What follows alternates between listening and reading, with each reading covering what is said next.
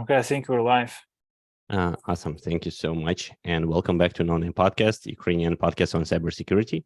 This is our international series where we talk to cybersecurity experts all over the world to discuss cyber domain of the war, make new connections for Ukrainian InfoSec community, and learn from our colleagues abroad. And today we will talk about cyber persistence theory, a book and a paradigm that already changes how governments operate in the cyber realm. And we're delighted to have two of the authors as our guests today, Michael Fischerkeller and Richard Harknett. Gentlemen, thank you so much for joining and welcome to the podcast. Thank you for having us. Yeah, thank you. Pleased to be here.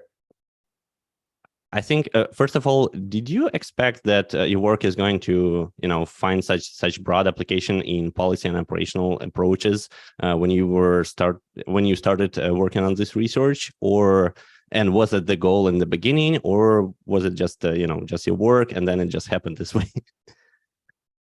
Yeah, well, it's an interesting question to start off with. So you'd have to ask me that question 30 years ago, because that's when I actually started writing about really this sense that there was a misalignment between how we were organizing for national security and the emergence of network computing.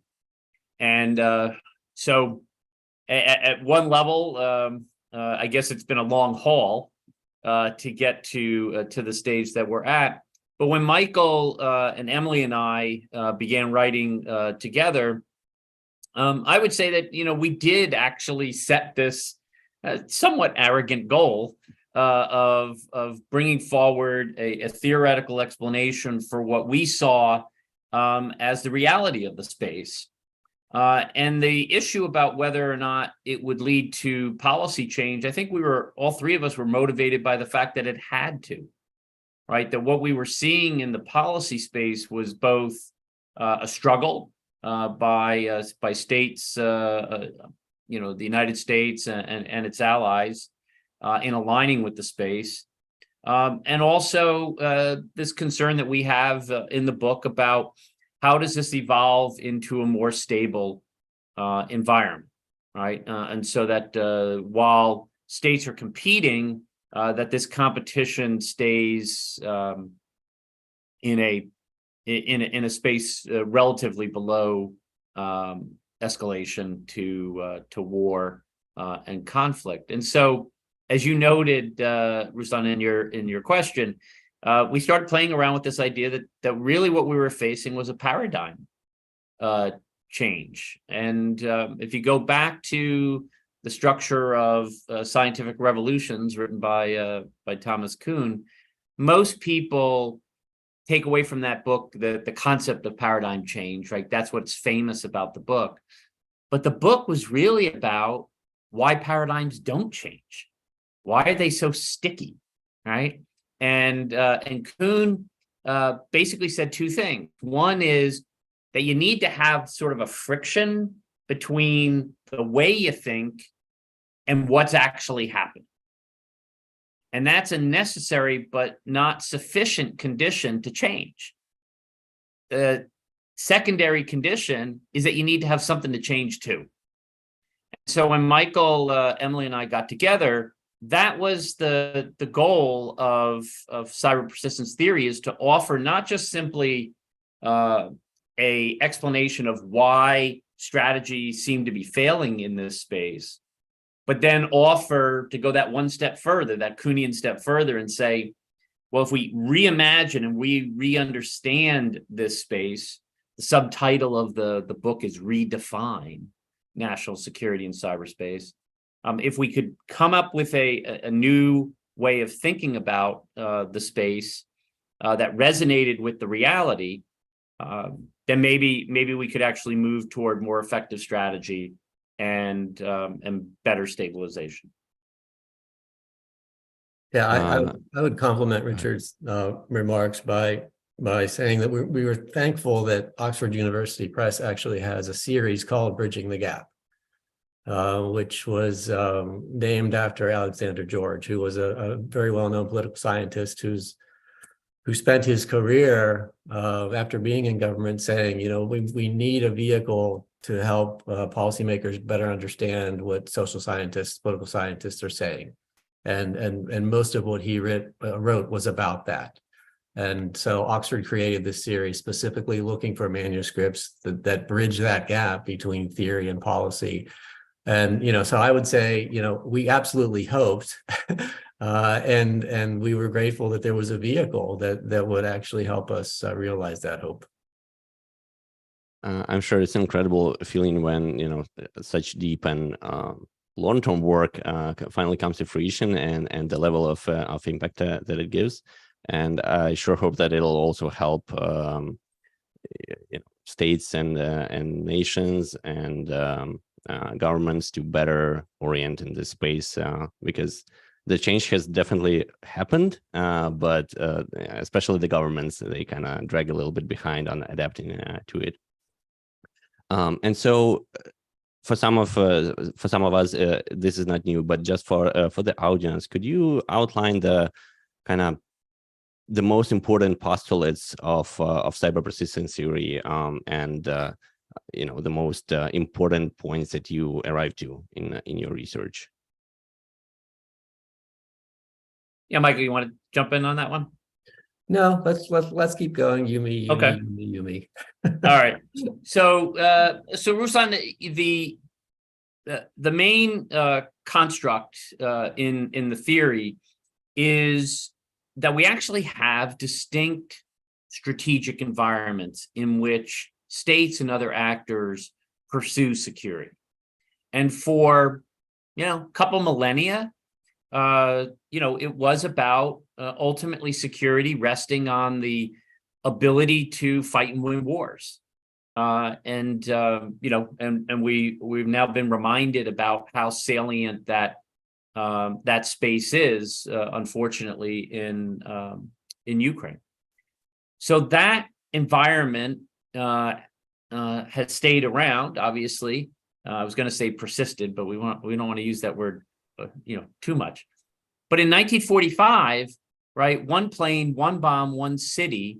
This technological revolution of fission and fusion weaponry, ultimately nuclear weapons, changed the whole security calculus, right? Because all of a sudden, with that one plane, one bomb, one city, you couldn't organize security simply on the ability to fight and win wars, to play offense and defense, right?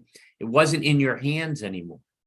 And so we came up with a solution of, well, how do you secure when you can't defend? You had to convince the other side not to attack in the first place.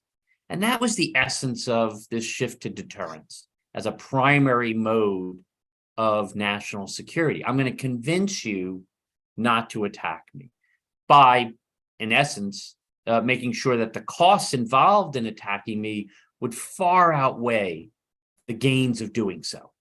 And for 70 years, during the Cold War competition between the United States and the Soviet Union, that was the principal way where security was organized.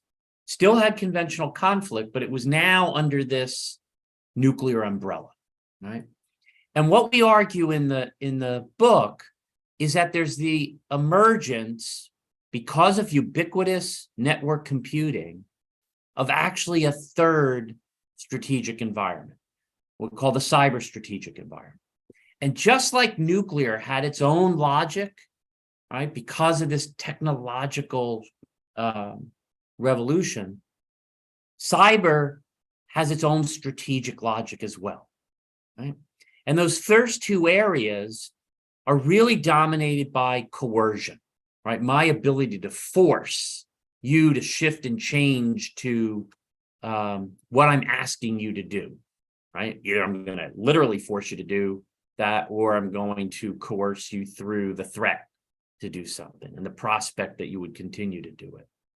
But what we argue is that, and all of you know this better than we as technical experts in this field, it's really about the exploitation of vulnerabilities that are inherent in the system of networked computing. And we go into the book about the technical features of this, and we can talk about that a little bit more if you'd like. But ultimately, it boils down to a third, if you will, strategic environment, which sits astride the other two. And what we argue in the book is that you can't force strategy onto strategic environments. You have to derive strategy from the environment itself. You have to understand the space and then adapt to it.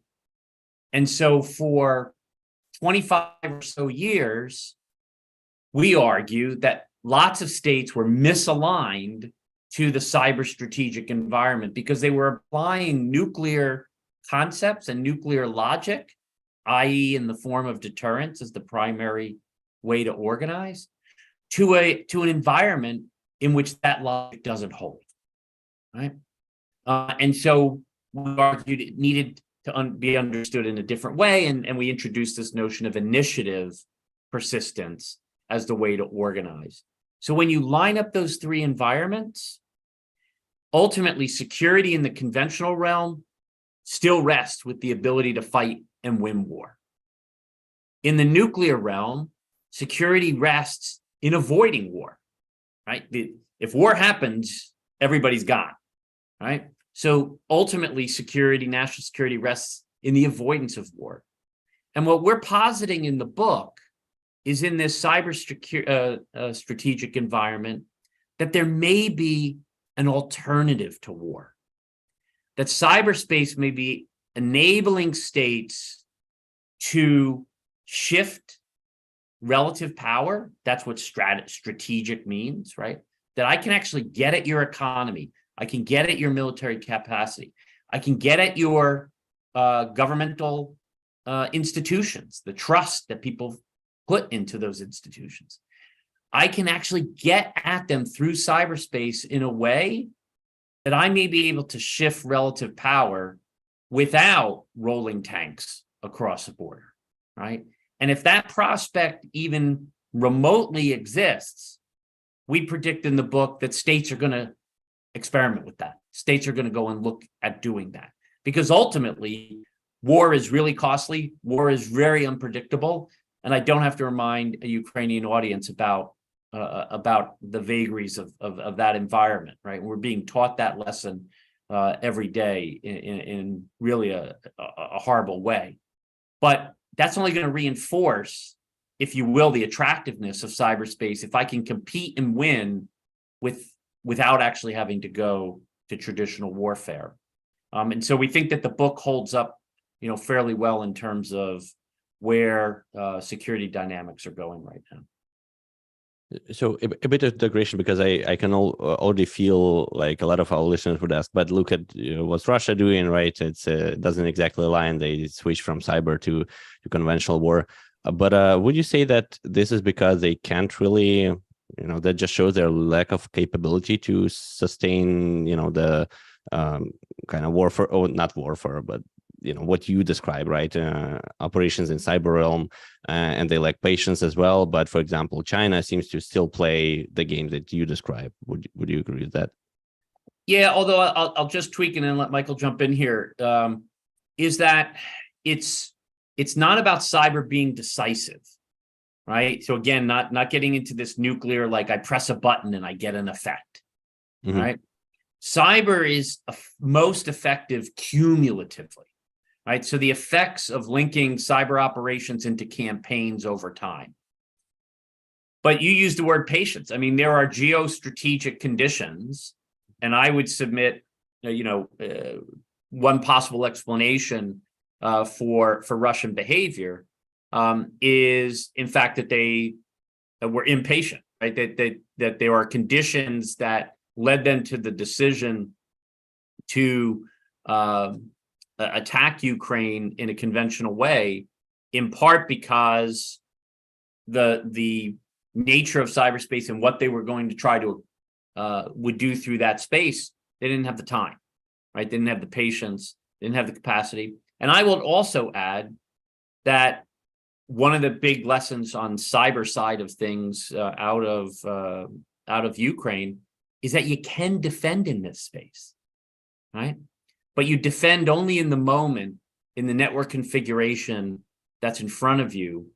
And one of the reasons why I posit, and I think Michael would agree, that we're seeing some success on the part of Ukrainian cyber defense is that you all built up a reservoir of anticipation. And this is the whole notion of persistent engagement, right? If you can anticipate the exploitation of your vulnerabilities before they occur, you can actually take those vulnerabilities away, right, from the other side. And I think that fully is captured by the theory and explains in part why Ukraine has been successful here. And what? I would Go ahead. I would add If to you had Richard's to add. comments. I mean, one of a big factor is your willingness to accept risk. As Richard pointed out, states normally don't want to go to war because the risk calculus changes dramatically, because it just introduces a whole bunch of other vagaries that you can't anticipate and are usually very costly. And I mean, it's too soon for any of us to know all the factors that were behind the calculus to invade Ukraine. But I think it's fair to conclude that the aggregation of those factors led Putin to believe that he actually wasn't accepting much risk, right? So he was a risk-acceptant actor, but when he looked at the geopolitical environment, he thought, actually, this isn't going to be very risky. And there are reports that he thought his military was going to win in 3 days. So from a military strategy perspective, he didn't think it was going to be risky. From a geopolitical perspective, he didn't think it was going to be risky. So the other side of that coin, if you don't have patience to stay with cyber campaigns, but you see the environment is one that's not very risky, you may go to those other instruments of national power, right, to achieve your strategic ends. Over. Got it. Vlad, you wanted to jump in on this one? Yeah, I wanted to just highlight two misunderstandings that stem from incomplete familiarity with your work. So many people, when they hear cyber persistence theory to be referred in a conversation, they automatically think two very strange things. First, that persistence in the naming is basically persistent engagement into adversaries' networks. So it's like persistent network access in the networks of your adversary. Like build access, make it persistent, to basically just have a bunch of backdoors and can control what your adversaries do or do not.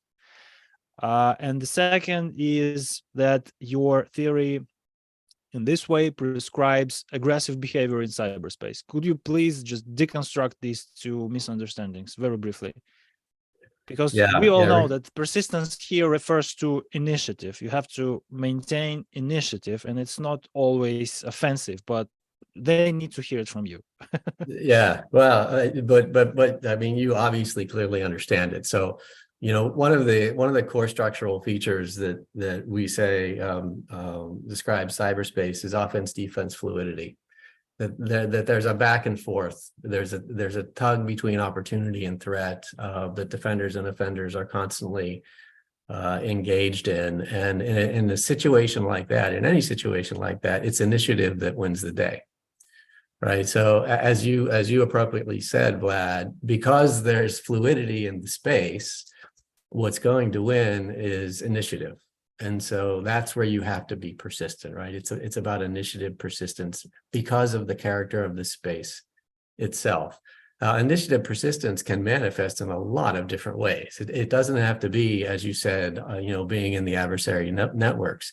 It can be adopting a zero trust architecture for your own network, right? Where you're constantly validating and checking who's accessing, where they're accessing, and so on and so forth.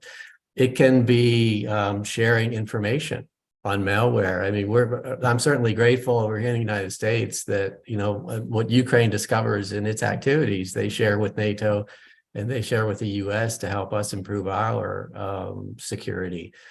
So there's a lot of things that you can do that represent initiative, persistent behavior that don't involve at all getting into the adversary networks. Now, that doesn't exclude that, because you certainly can get intelligence and about knowledge of TTPs and malware and things along those lines. But it's a much broader set of behaviors than merely just operating in somebody else's network.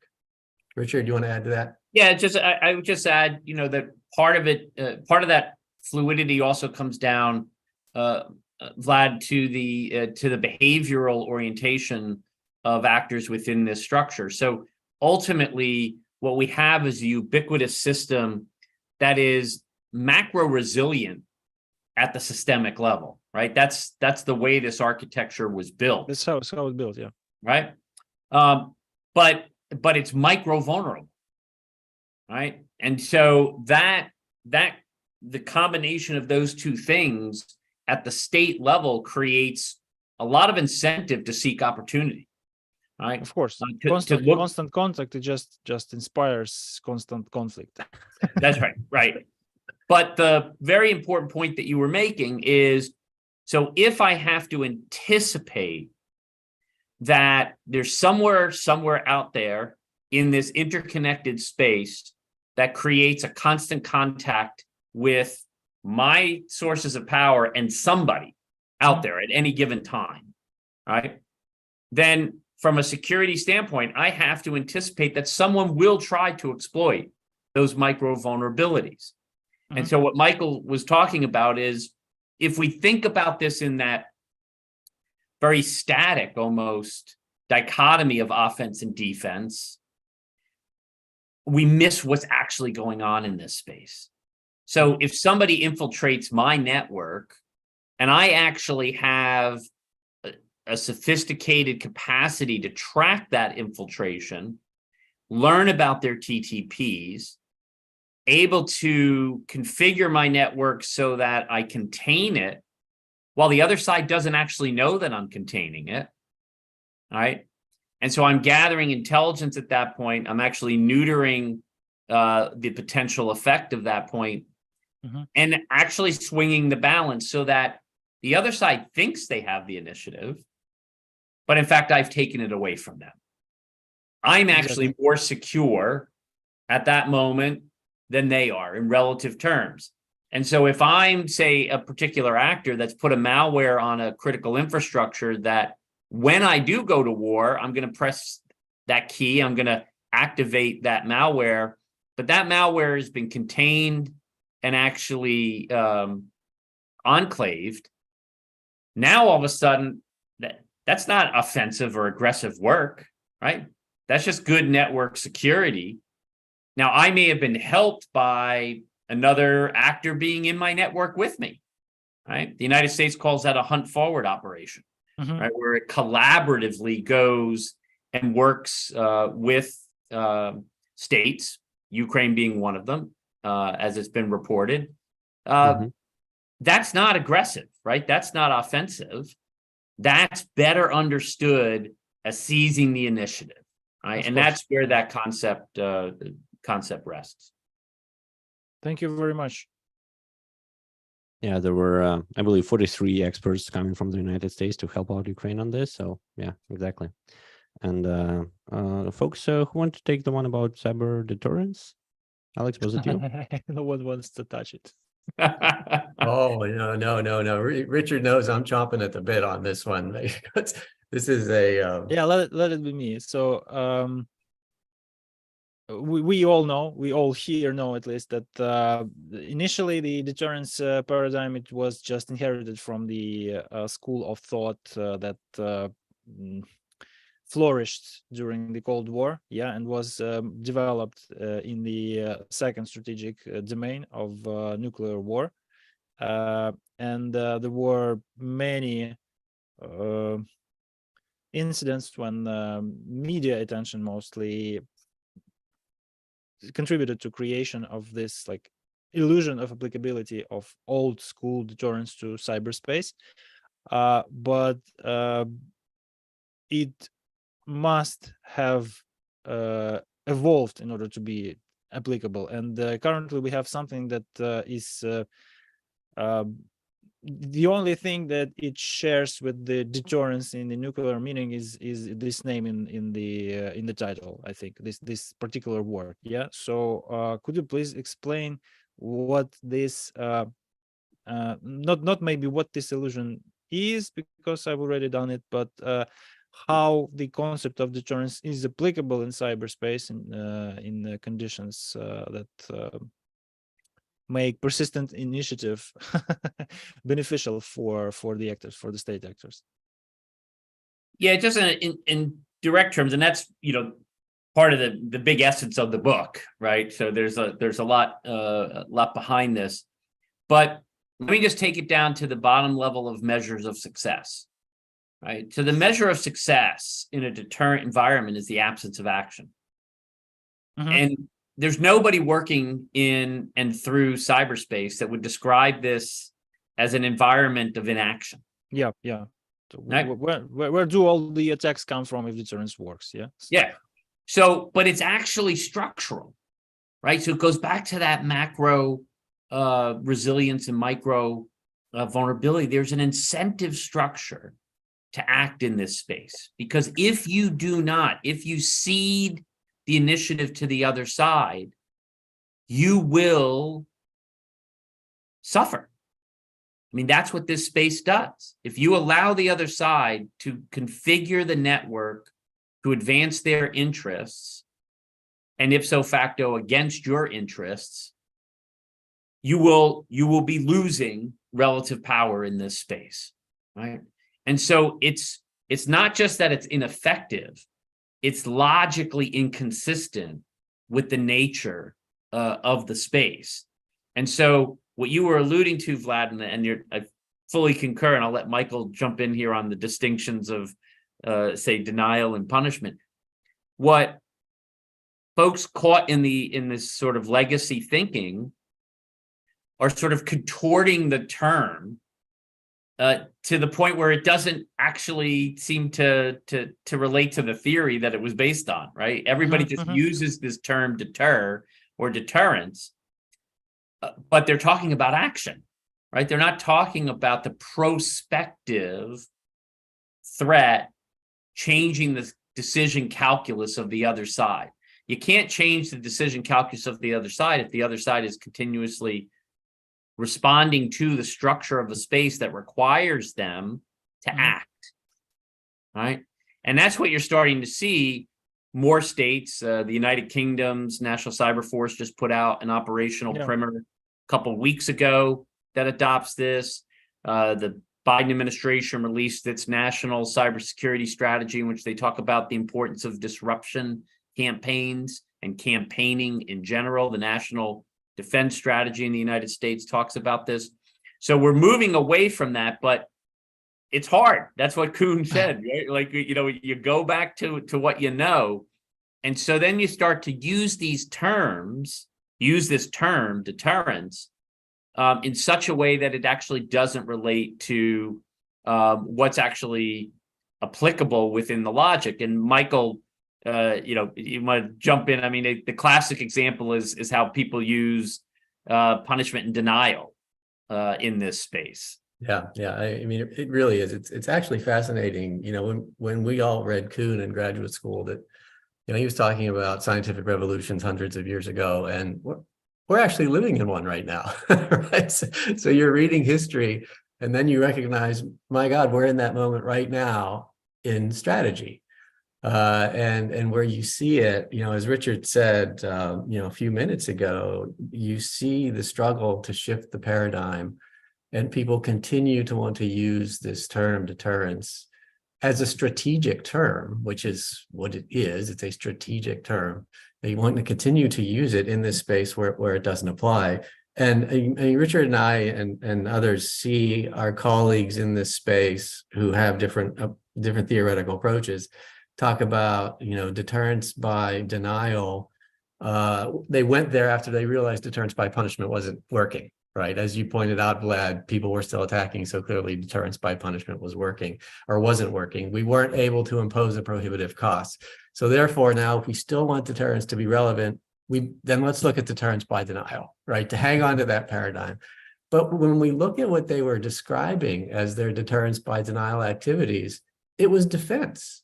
Cybersecurity. Right, it was defense, right? And defense as a Deny the strategy, opportunity to right? attack me Defense by actively defending. Nice. yeah. So, I Deterrence. mean, defense is itself a strategic term which describes ensuring that you have the ability to survive an adversary's attack. So it's very different from deterrence as a strategic term, right? Which is to convince the adversary not to attack. So it's wholly different. So to suggest that defense is deterrence by denial is massively analytically imprecise, right? And that's a point that we tried to make repeatedly. But it's psychologically acceptable, you see? Yeah. It might work. Well, I mean, that's the nature of paradigms. Again, paradigms are sticky, right? It's hard to get rid of them. So that's where people go, because it allows them to stay in their terminology and yet still think that they're describing. But even then, it's still not working, right? Because even deterrence by denial is not altering the adversary's incentive to attack. The adversary is still engaging in intrusions and compromises. So it's still not working, whether you call it by punishment or whether you call it by denial. It's you need a different strategy. Initiative persistence is that strategy. And I would just add one final thing to that, is that that distorts what cybersecurity professionals, their expertise in the ability of managing networks, right? Because deterrence by denial actually, ironically, put emphasis again that cyber operations are all about attacking, right? Yeah. And cyber operations are about managing the networked environment in which you want to produce either offensive effects or defensive effects, right? And you're going to be shifting back and forth between those. But again, the way to produce those effects ultimately comes down to, have you been able to anticipate, right? The ability to exploit. And if you can anticipate the ability to exploit, then the effect that you want across those two, you're going to be more likely to achieve it than the other side. Okay. Yeah. Thank you. Thank you again. And just to maybe to cover all the dirty topics we will not want to touch again through the rest of our conversation, let's maybe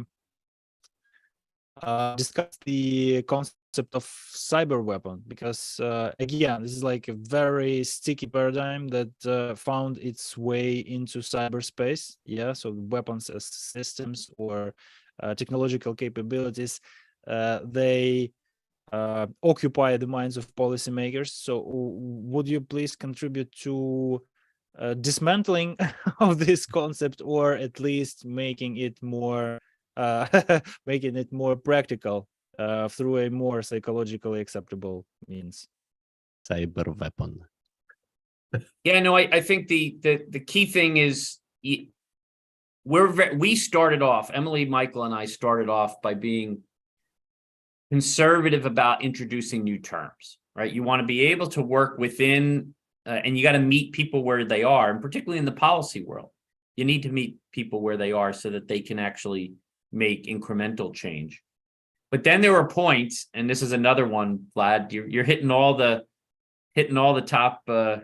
top hurdles that we faced. That, again, because of cyber war being the construct and cyber deterrence being the solution, that people thought about cyber weapons.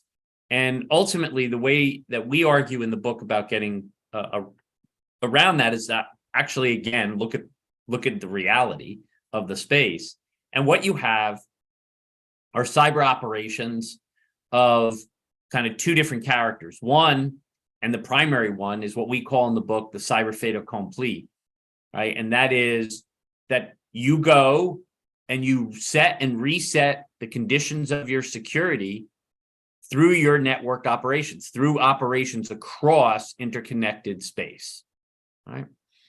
And that most of what's happening in cyberspace is not the Hollywood version of hacker v hacker, caught up in the moment. But in fact, parallel, independent, unilateral action that's having an effect. And then maybe you discover that. We still have about 180-day lag between breaches and the discovery of a breach, right? But in that space, you've already had the network reset by your adversary. So much of this is unilateral and to your advantage. There are circumstances, and we're experiencing that more in an active conflict space, in which you have cyber direct engagements, right? Where you actually have network operators seizing back the setting and resetting of exploits in a networked environment. But that's the rarer form of what we're seeing.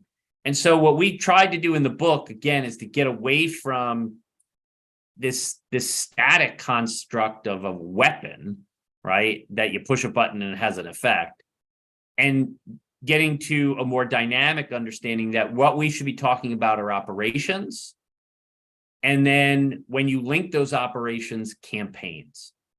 And the thing that we're most interested and concerned about in the book from a national security standpoint is the capacity to link operations into campaigns that can produce these cumulative effects over time of degrading one side's power, whether that be economic, military, social, political, institutional trust, and those types of things. So we argue to sort of replace that old construct of cyber weapon with the constructs of cyber operations and cyber campaigns. Awesome. Thank you very much. Let me, I guess, jump in, right, like with some follow-up, actually, together with the talk about deterrence, right, and cyber weapon. But like one thing that, you know, excuse me, Alex, but this cyber weapon of yours, I will take it out and make it a clip, and I will use it because it's so similar to what Evgeny Kaspersky said in Risky Business Once. Well, I tried to actually imply it cyber weapon. Right? Thank you. Yeah, nice one. Okay, we will cut it out. Okay. So one thing I think like that, you know, makes people a bit scary of cyber persistence theory, I would say, enter like from this shift, right, from deterrence. And like, you know, partially it makes me a bit scary is this, you know, this space sounds like to me, and all this strategy we can build up more fragile. And I guess we already mentioned this miscalculation, right, that may happen. And I think in cyberspace, we also have problem with attribution. So some state may attack another state, and we are not sure which one attacked us. And another thing is, again, right, if you talk about nuclear weapon, it's way harder to get it, right? But some non-state affiliated hackers, right, they also can pretty much can launch like very significant attacks, right, which may have like very big impact. So is it something, you know, you also consider, or is it something that changes, you know, our strategy, right? Should we consider not only you know, national states right here, but actually also cyber gangs that you need to monitor, maybe hacktivists and so on and so forth? Yeah, this non-state actor piece, Alex, is important to contextualize, in the sense that we are still very, very early in the leveraging of cyberspace for state competition and international geopolitics, right? And what we're seeing is that states are leveraging proxies. They're leveraging the anonymity that you're talking about. Oh, it's not us, it's some patriotic group that is doing this on their own. And then also we have the criminality component, right? A totally different incentive structure. They're not after national security directly. They're after profit making, but illicit profit making. And so there's a lot of experimentation going on in this space. How do we, from the CPT standpoint, think this is going to evolve? We're not writing, our book is not sort of about the decline of state power, right? We're not saying that the state is going to be overrun. In fact, we argue that the state is going to become more nuanced in its use of this space, But also we should, we don't anticipate the state sort of being overwhelmed per se. So there were times, back a couple centuries ago where privateers and pirates, were pretty active in the sea, in the ocean, and states actually leveraged them, particularly if they weren't strong in particular areas. But over time, it wasn't a good way to manage security. Wasn't a good way to stabilize things. And so, Michael and I threw this construct out a few years ago of agreed competition, that there seems to be a lot of behavior in this space well below the threshold. Again, we're talking about cyber operations and campaigns, well below the threshold of what armed attack looks like, right? And that's a space, as you say, Alex, it could be a little dangerous if you're not clear on what those parameters are. But those parameters are being sort of emerging through behavior. And most of this behavior has been, again, in the competition space below that armed conflict standpoint. And these non-state actors, the latitude that they're given all depends on really state proclivity to how much space they want to give them. So if you go to Revel's, the attack that the Rieval supposedly took on the Colonial Pipeline in the United States, right, which was this gas pipeline attack, and they weren't attacking the infrastructure; they were attacking the administrative servers. And because Colonial didn't segment their networks, they thought, "Oh my God, this is going to shut down our operations." So the company actually shut down the operations, put the Biden administration in an awkward spot because this appeared to be a critical infrastructure attack. The most fascinating thing for us about that story was that this criminal gang immediately said, "Hey, that wasn't our attack. Like, we didn't intend to do this, right? We were just really going on the administrative aside, right? You, hey, state, the United States in this case, don't come after us, right?" And then, in fact, you had some evidence that the Russian state rolled up a little bit of this activity on their side. And so it's just an interesting. I don't want to make too much of it, but it's an anecdote that suggests that, okay, the states will play with these non-state actors even on the criminal side, but they're gonna try to impose state order and keep them somewhat tied to the vest. And China seems to be the Chinese state and Chinese gangs. The space there is a lot tighter.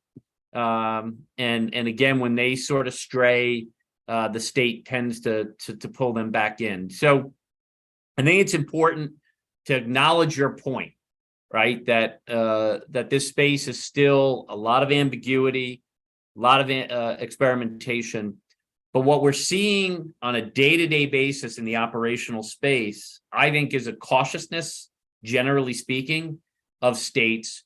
And why is that? We offer an explanation in the book, is that not only structurally is this about initiative, persistence, but if you can actually achieve your ends without this really costly, expensive thing called war, why wouldn't you try that?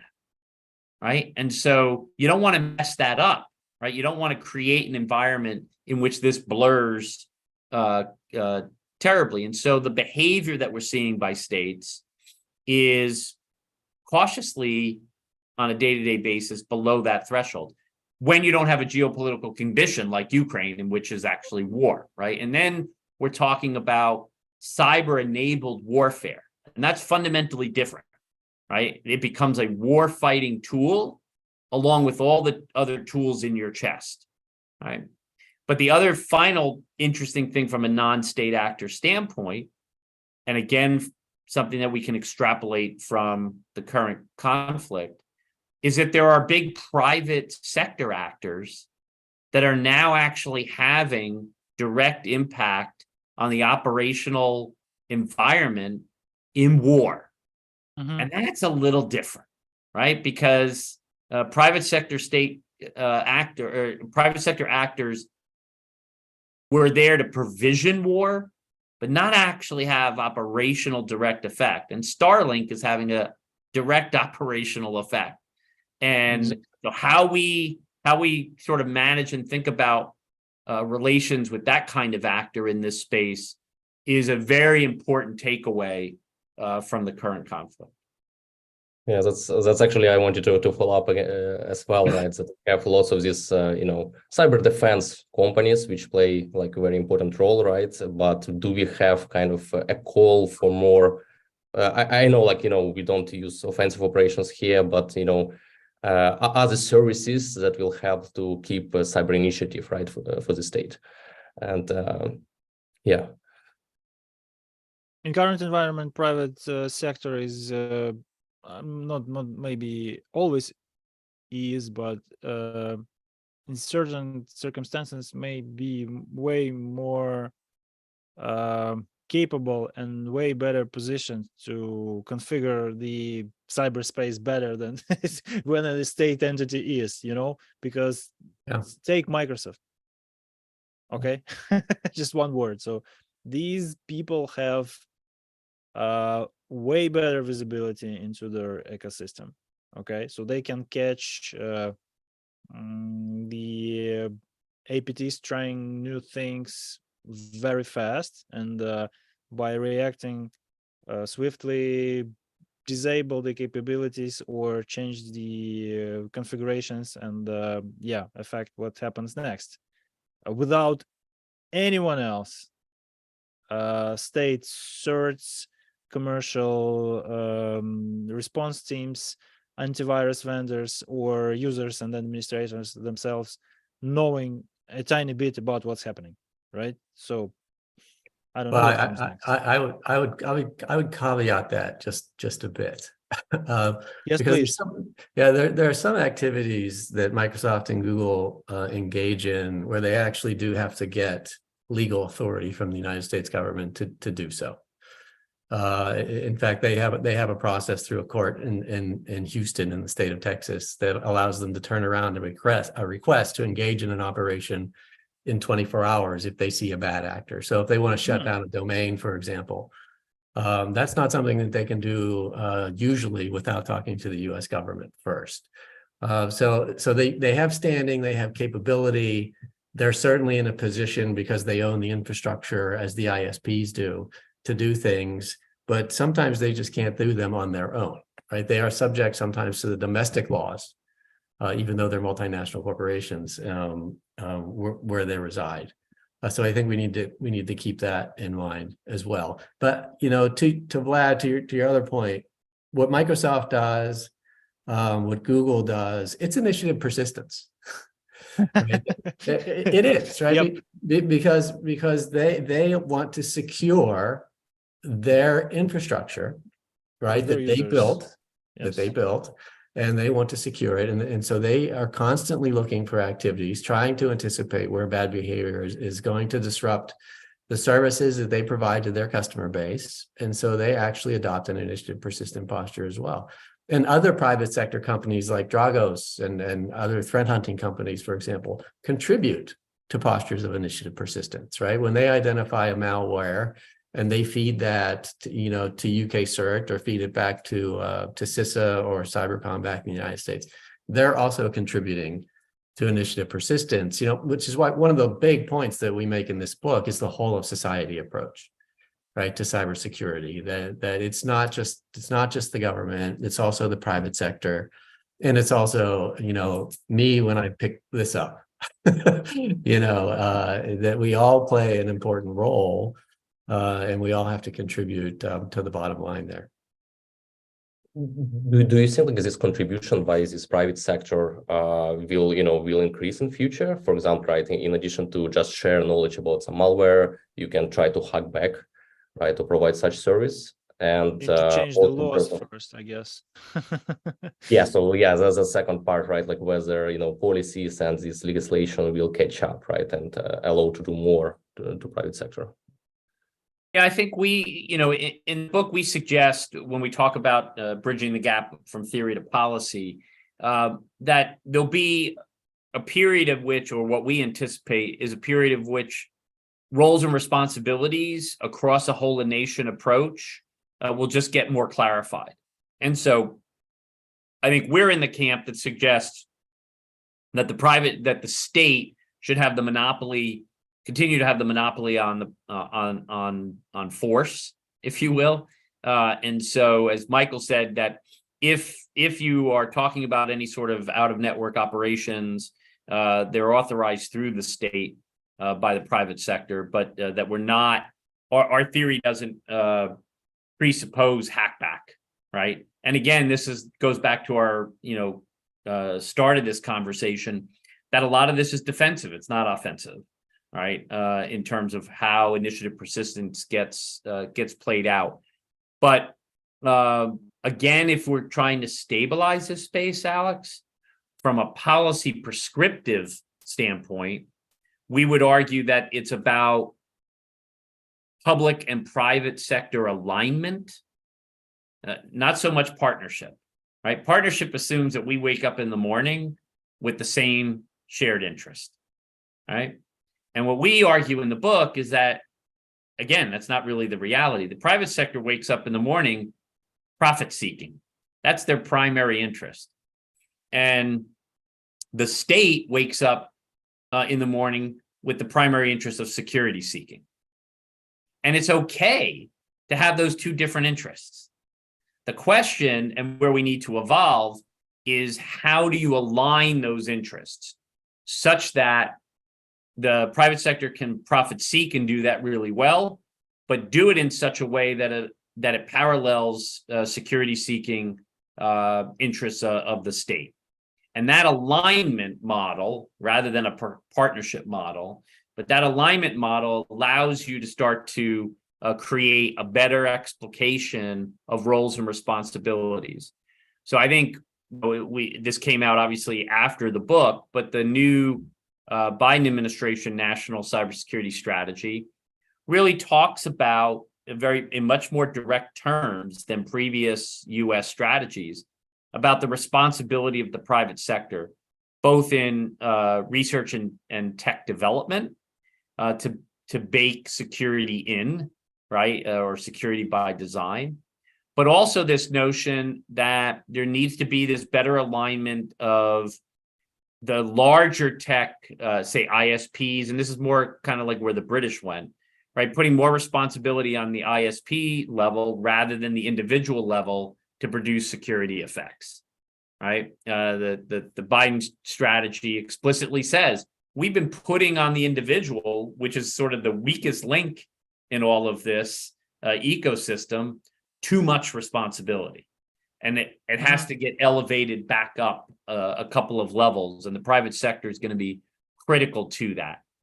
That, to me, is a good evolutionary step, right, in which the maturing of this space requires alignment that may be a little bit of regulation, but every other sector of the economy is regulated. But it also may be moving us towards more explicit and better security by design practices.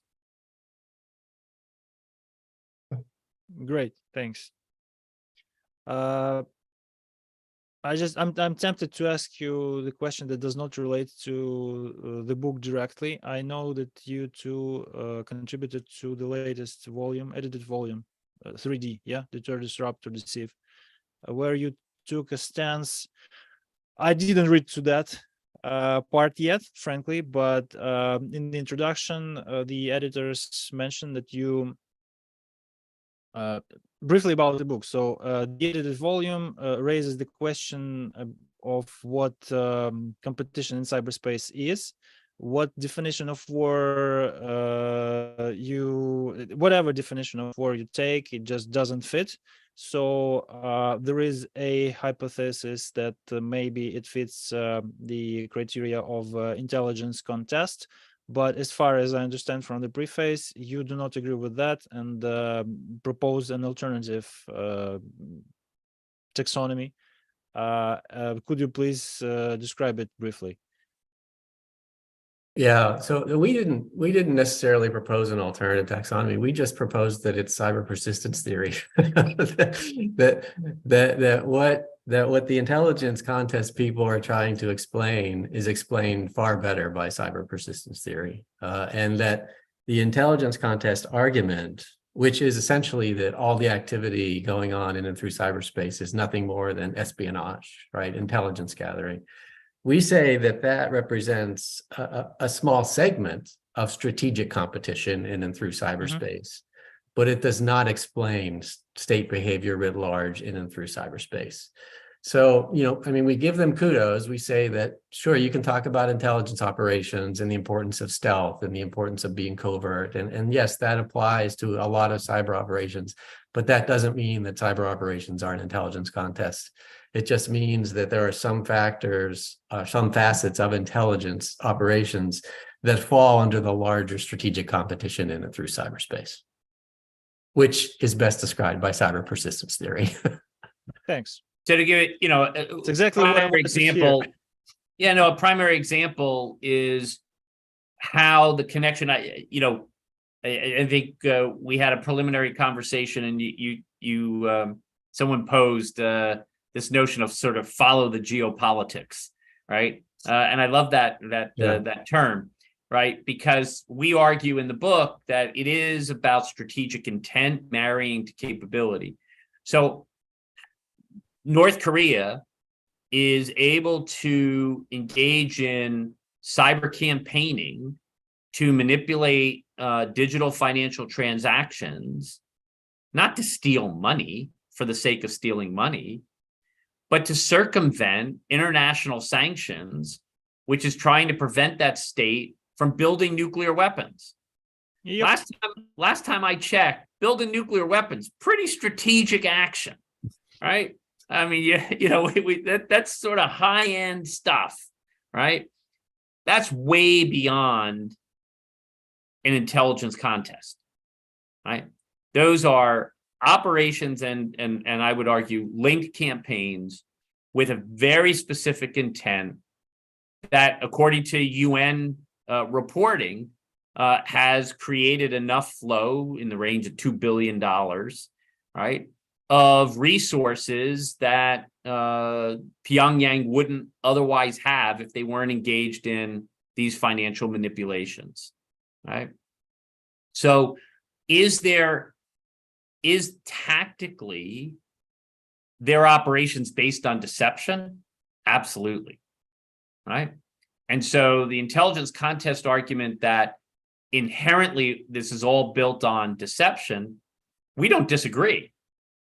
But it's understanding the classification of what's actually going on to argue, as Michael said, it's a subset. So there is espionage at scale right here.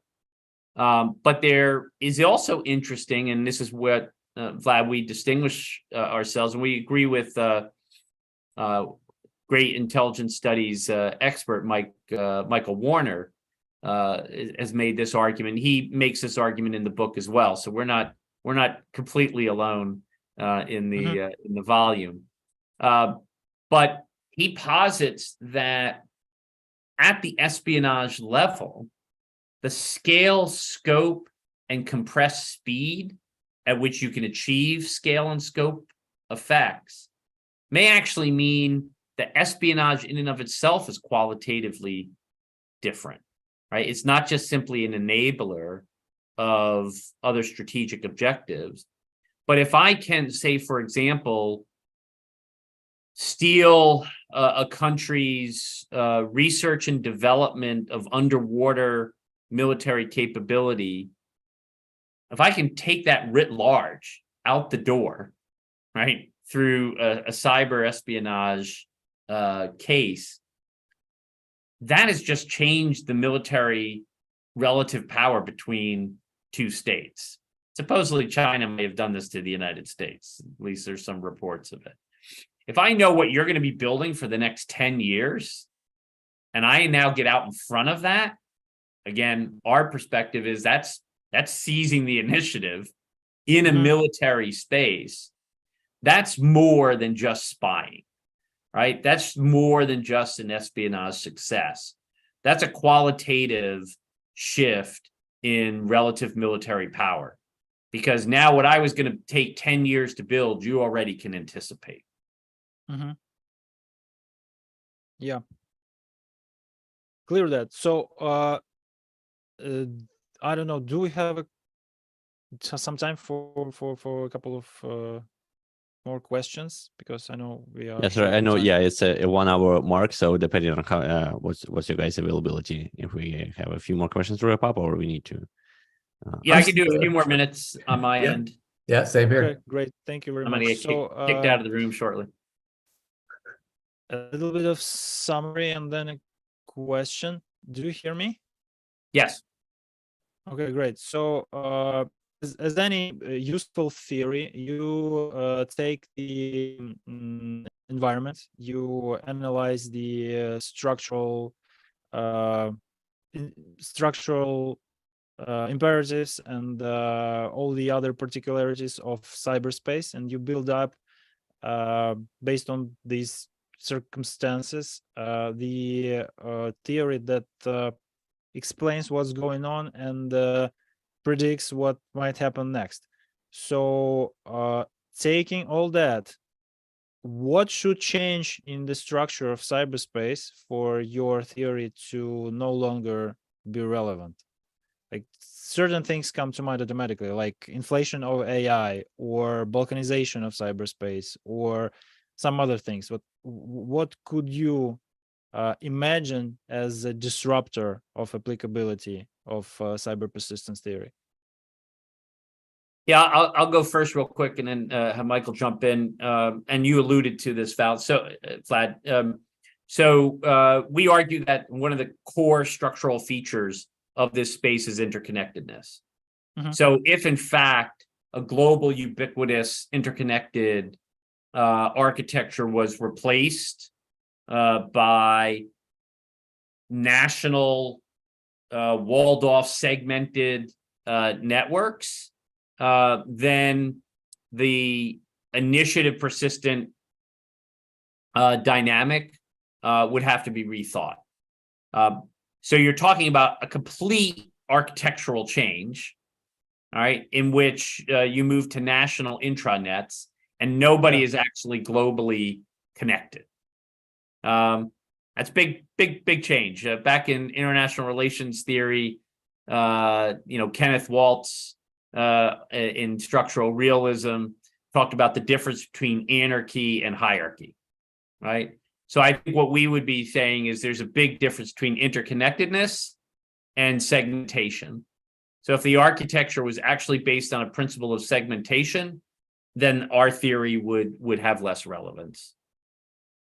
Yeah, so I'll just continue with that thread, Richard. I mean, the other thing that we argue is part and parcel of cyberspace is vulnerability, micro vulnerability. So if something comes up on the horizon that reduces the amount of vulnerabilities in the technologies that cyberspace comprises. So, if secure by default, secure by design actually gets legs and propagates globally, that's going to take some time. But, if we're talking 10, 20 years, if there aren't vulnerabilities to exploit, if it's not an exploitation space, again, the notion of initiative persistence kind of loses some weight.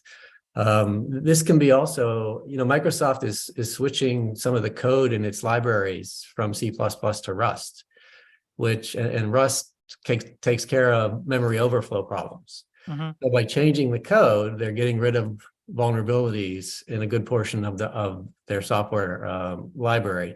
So, advances like that or choices like that, frankly, Rust has been around, for a while now. So the choice for Microsoft to do that potentially reduces the vulnerability of the space. You mentioned AI. Michael, could I, before you go to the AI route, Sure. just on that point, because it's a great question. From a structural standpoint, though, I would say the theory holds even in a reduced vulnerability space. The question is, can you eliminate micro vulnerability? No, I agree. Connectedness. So if you eliminate those things, then we're in a fundamentally different environment. But if it's just a matter of reduction, but we're still interconnected and we still have micro vulnerability, then the theory explanatory power still rests because the structural conditions haven't changed. But if those two structural conditions change, and those, I think Michael aptly points to a pathway to that, but it would have to be a fundamental shift in the structure in order for the theory to have less relevance. Right. And on AI, just one last point before we touch AI, because I think we will spend some time on it. So you have cyberspace has certain qualities. They enforce the applicability of theory, or just suggest the applicability and explainability power of the theory. You cut it in two. You have two cyberspaces. Each of them retain this explicability power, this applicability of the theory, but they are no longer interconnected. So it's as easy as that, right? Well, I mean, let's posit that China is setting up an alternative pipe, right, under a principle of information control, and let's just say in simple terms that ran fundamentally different, had its own network from what we right now have as a global ubiquitous one. Mm-hmm. You'd have to posit that China's not connected to the old architecture anymore, right? As long as it's connected to the old architecture in some way, then I've got some way of getting in, and I'm still in an exploitation environment. So simply put, just filtering does not work because correct vulnerabilities. Yeah, right. Exactly. In the filtering itself, first of all. right. Yeah. Okay. It's still in the architecture. Yeah. Yeah. It's awfully difficult to conceive of any country totally disconnecting from other countries. Right. So maybe some aspects of the internet, but connections through the financial system, global system, right? Connections through other systems. There will be connections. And so it's, I know people talk about balkanization, but I don't know that they're thinking about it holistically, because that's a different game. Mm-hmm. It's not enough. Correct. To make it. Yeah, we think the book. We think the book's got some legs for a little while. Oh yeah, I certainly hope so. Yeah, because if we face another shift in the paradigm, I don't know what it's gonna be. It's it's too scary to imagine. So let's now touch AI. Yeah. Okay. So does AI threat this? Yeah, and so I'll just start up and have Michael jump in again. So again, let's stick in this structural element. So in terms of what algorithmic decision making, because that's the way I look at AI, right? I mean, ultimately, I think we have to look at this as the roles and responsibilities of code as decision makers, right? What are we handing off to in terms of tasking to algorithmic decision making models? And what are we going to retain human control over or human lead on? Right, that's going to be, to me, the most interesting, if you will, from a policy and strategy standpoint. So the arguments about whether, like, is AI going to make offense better, defense better, and as long as the structure holds that we're interconnected, we got micro vulnerabilities and constant contact, initiative is going to be critical.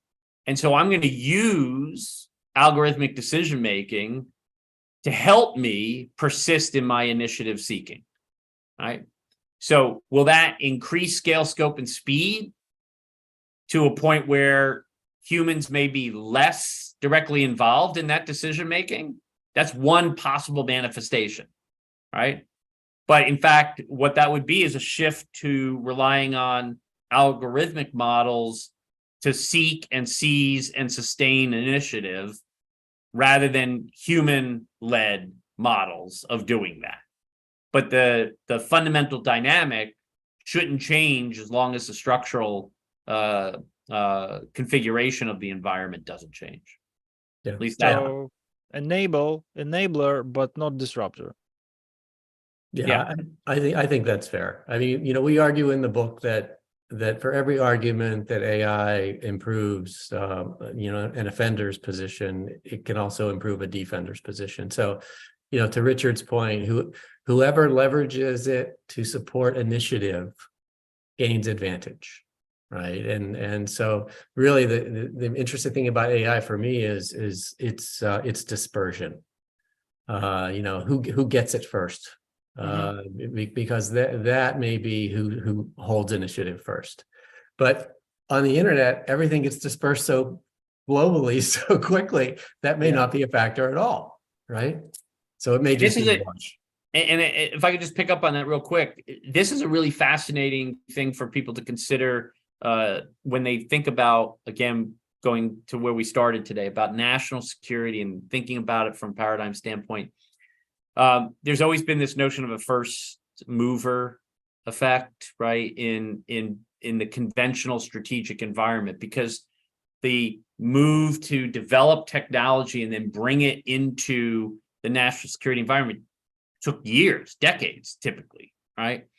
The innovation that we're seeing on the battle space, for example, it's just mind-boggling how quickly different techniques and tactics and operations are being dispersed, to use Michael's standpoint. And you don't need AI to do that, right? Humans are really good at clever things, right? And adapting and moving towards the technology. But in the end, right now, we think we're going to be spending a lot of time being clever in this architecture, and it's going to ebb and flow between the tactics and operations that gain you initiative. But if you do not seek it, you will suffer the consequences. And I think more and more states are starting to understand that, in terms of looking at them becoming more explicit in their cyber strategies about how important this is.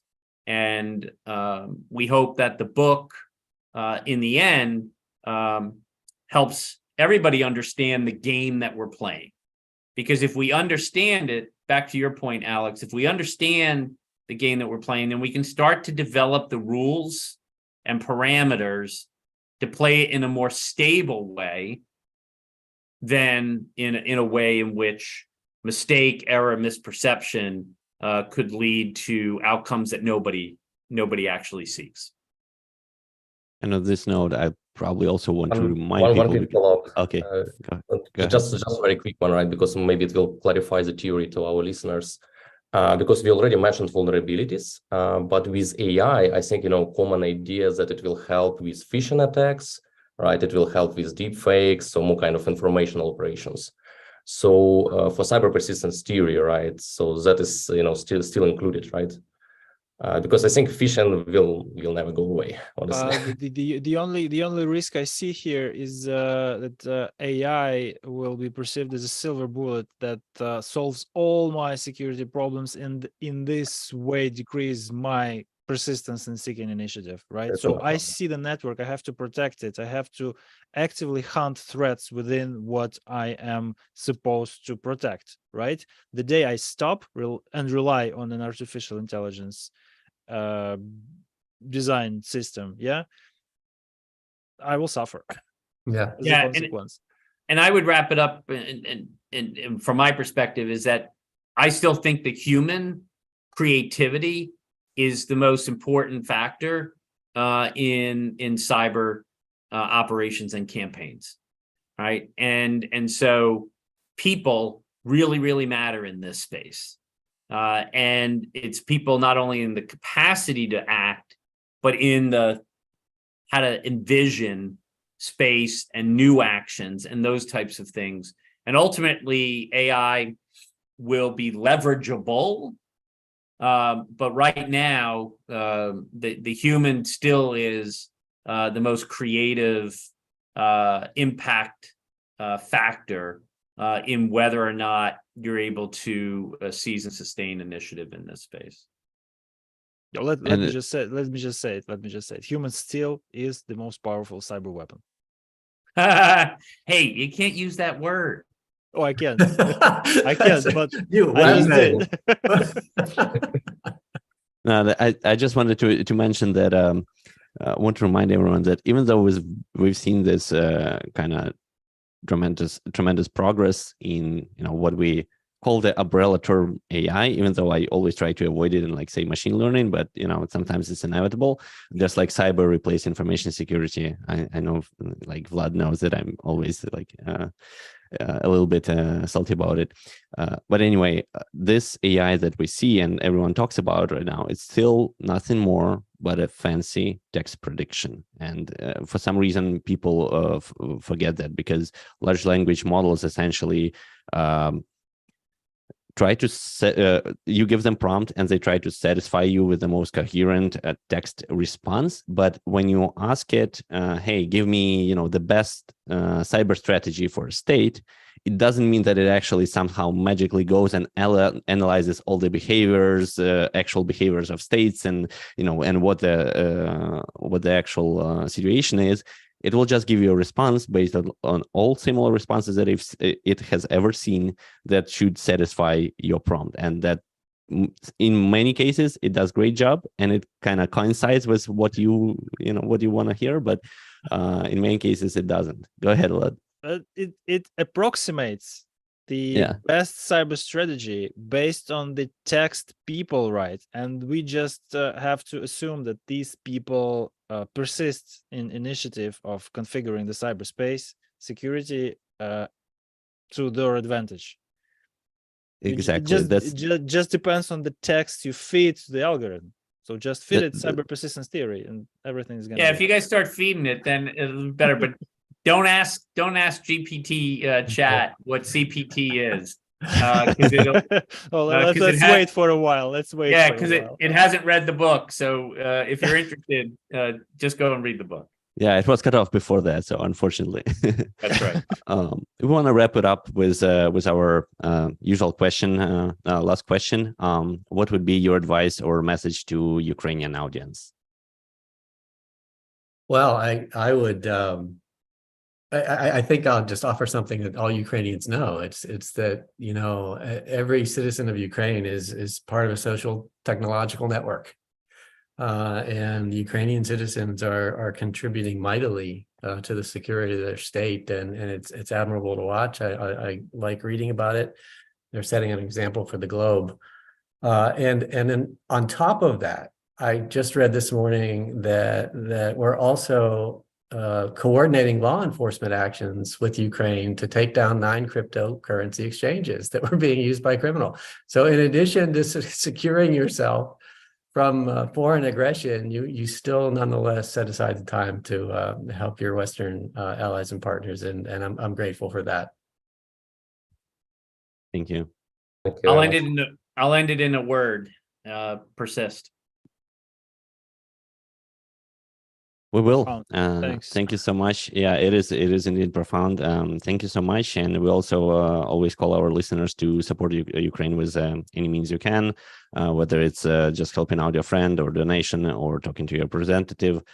This is a cumulative effort, so every little bit helps for sure. And every little action you take will be, remembered by someone, and maybe will save someone's life. Thank you so much for joining us. It's been an incredible conversation, and we certainly hope that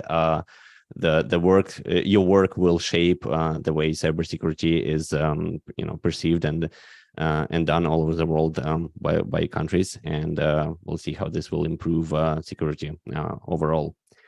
Thank you so much, and a pleasure to talking to you. Well, thank you. Thank you.